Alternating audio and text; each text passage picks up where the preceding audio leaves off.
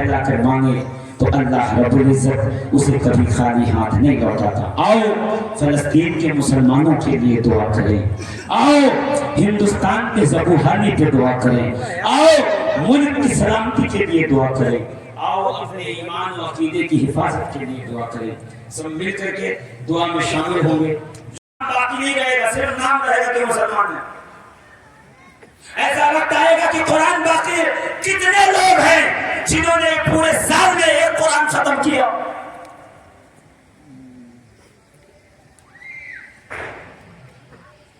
یہ کون سی کتاب ہے؟ یہ ہسٹری کی کتاب سمجھ رہے ہیں؟ یہ جغرافی کی کتاب ہے؟ یہ لینگویج کی کتاب ہے جسے پڑھ کے چھوڑ دیا؟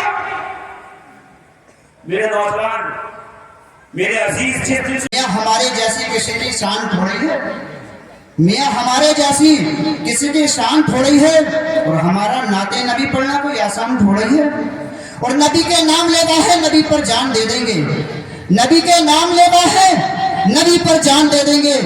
نبی کی جان سے بڑھ کر ہماری جان تھوڑی ہے۔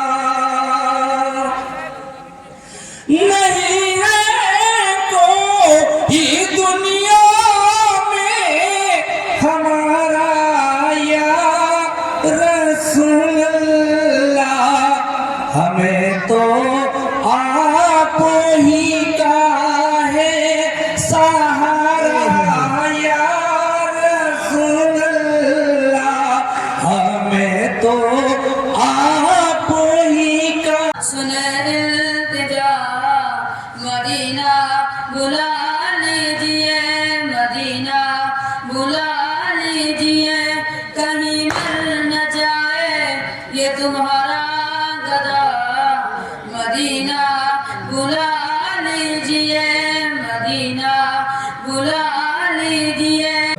ولی نے کہا مجھے تو علی چاہیے، زمانے کے ہر ایک ولی نے کہا مجھے تو علی چاہیے، جو ہے ہر زمانے کے مشکل کشا، مجھے تو علی چاہیے۔ بوچھار کا کہنا کیا ہے،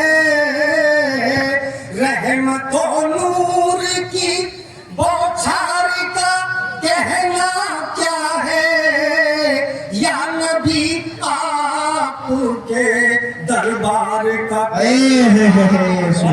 رسول پاک کے جیسا کوئی نہیں، مختار کائنات صداتا کوئی نہیں، یعنی رسول پاک کے جیسا کوئی نہیں۔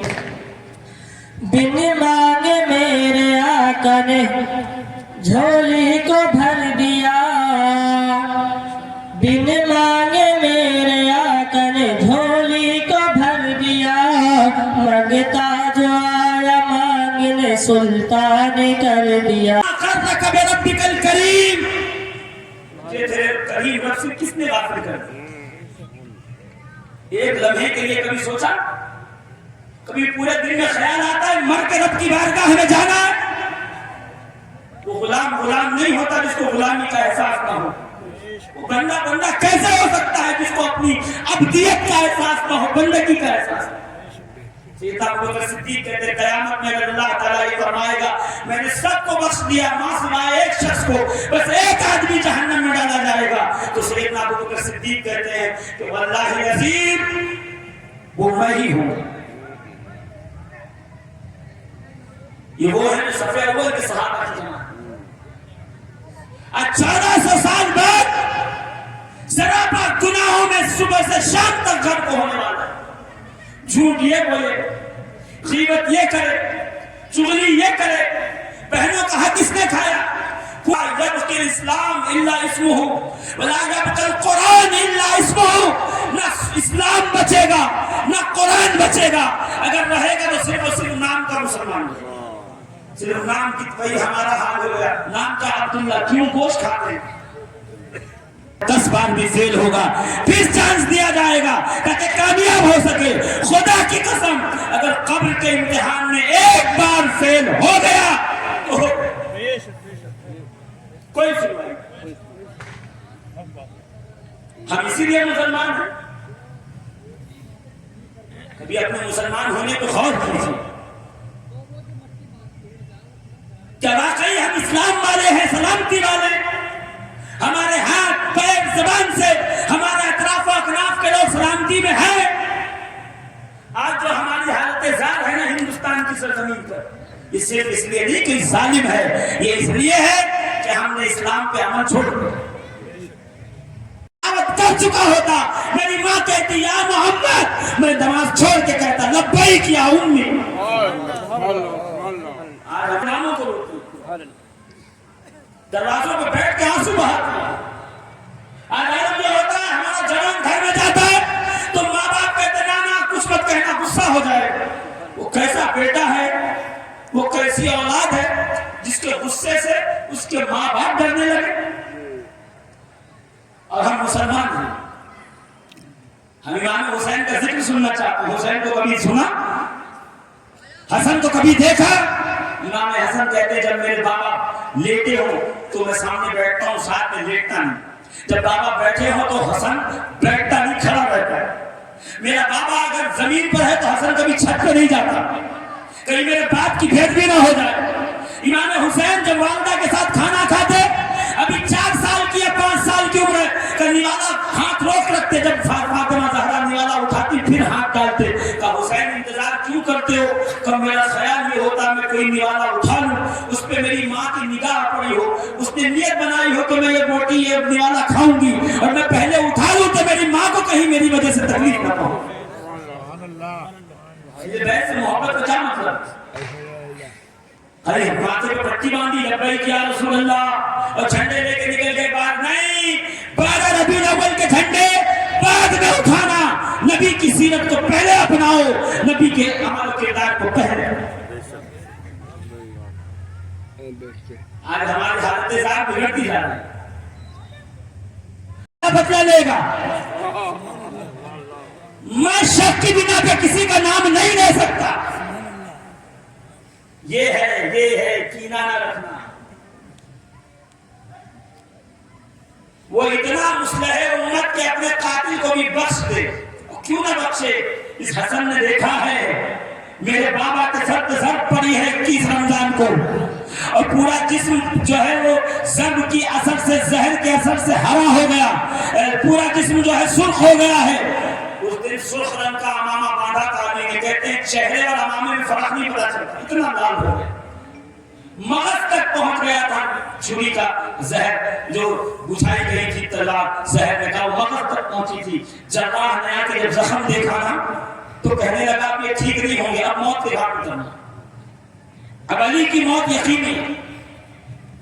تو امام حسن رونے لگے تو جراح کہتا شہزادے رو مت، تم بہادر باپ کے بیٹے ہو. جتنا مہلک یہ جتنا خطرناک زہر ہے، اتنا خطرناک زہر ہے اگر پورے کوفے والوں میں تقسیم کر دیا جائے تو پورا کوفہ مر جائے.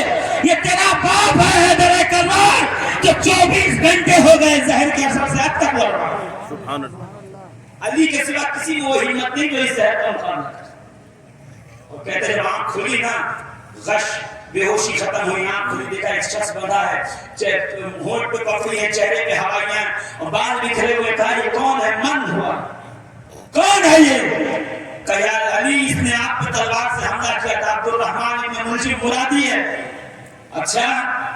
اور جب علی نے غور سے دیکھا تو ہاتھ میں دیکھا اس کے ہاتھ ڈھیلے کر،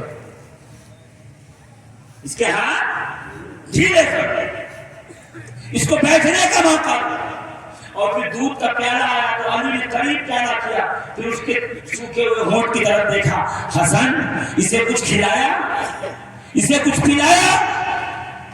اس کی مہمان نوازی کی، بابا یہ آپ کا قاتل ہے، حملہ کیا ہے آپ پر۔ یہ میرے آقا مولا کائنات نے حسن کے ہاتھ میں پہلا دے کے کہا ابھی علی زندہ ہے، ابھی یہ علی کا مہمان ہے، اسے پلاؤ، شربت دو، دودھ پلاؤ، مہمان نوازی کرو، اس کے لیے نرم بستر بچھاؤ۔